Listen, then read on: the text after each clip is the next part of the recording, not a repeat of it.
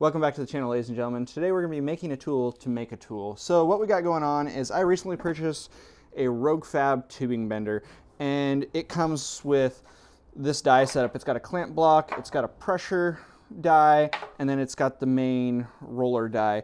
And from the factory, they come with just the standard pressure die. So what happens is you have your chunk of material here, but you clamp this chunk of tube in the clamp block, and your pressure die is in the machine, and then your roller die is here, and it captures it and draws the tube up around there. So as it's drawing it around, the tube is sliding across this pressure die. Now, they have upgrades for these pressure dies that look something like this. So it's like a roller pulley. This is from one of the larger ones, and I got this as part of the kit. But I did not spend the money for the 1-inch, and I'm gonna be needing the 1-inch here pretty soon for a project.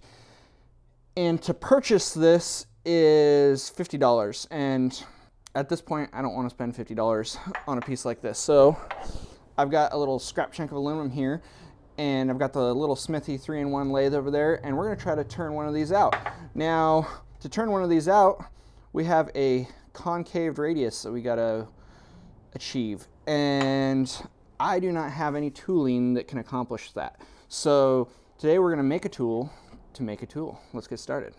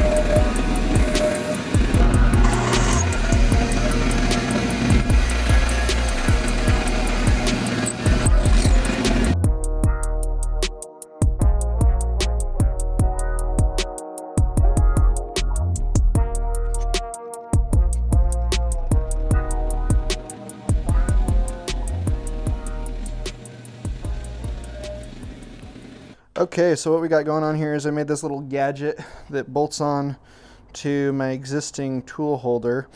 And the intent of it is, as you can see, I slotted a piece of tubing and welded a shoulder bolt to it with a couple bearings so we can pivot it here.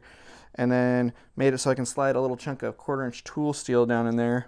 Then have a rod that's inside of here that I can tighten the top of this up here to pinch that tool steel into place. And then hopefully I've got this set the right distance here so that we can stick this guy and turn it and make ourselves a 1-inch radius.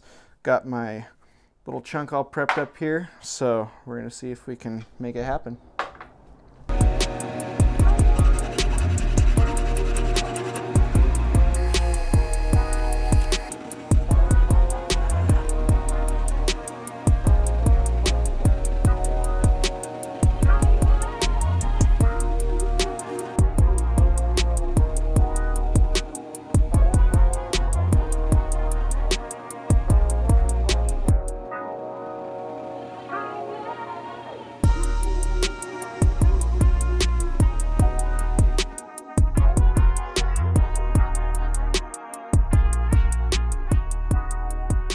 Okay, so here we have it. We got it all done.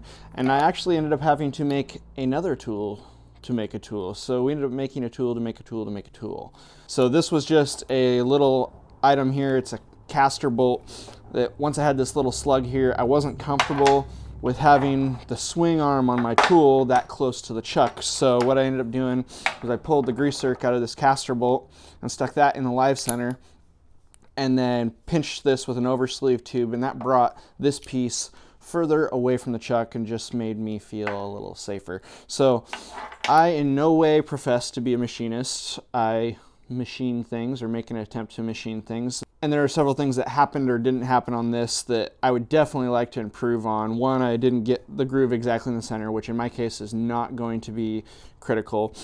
The main critical part was that my radius is pretty close to the right shape, and I believe we accomplished that. A couple other things, my finish was not that great inside of the groove. I think that has to do with my grind on my tool steel. So if there's any gurus out there that know of good videos to learn how to grind tool steel, that's something I want to learn how to do, so shoot me those links in the comments. But another thing I messed up on was I needed a 5/8 hole, and I used a 5/8 bit right off the bat, and I should have went to a smaller bit and then reamed it out or bored it out to get that tolerance, but I didn't. I went to a pilot bit and then jumped straight up to the 5/8 bit and ended up boring that and hogging that way too far out. So I had these little bearings laying around. They're just little bronze bearings, and these were the perfect size. So I bored that the rest of the way out to 3/4 inch and then pressed these bearings in here. So now this won't be sloppy on the wheel as the bender goes. But in the end, I think it turned out pretty good.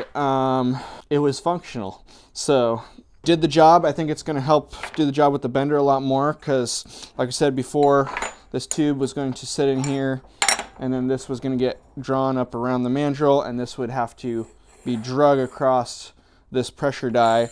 And now, instead of getting drug across it, it can roll across it, which definitely makes it a lot better bend. You get less deformation because that tube is under less stresses as it's getting pulled up through the die. But in the end, I think it's going to do the job. So if you have any machining techniques for me, definitely hit me up in the comments. I would love to learn more about machining, or if you have any good recommendations about videos, send those my direction. If you want to see more fabrication content, click some of the links that are going to pop up here. Subscribe and go build something, guys.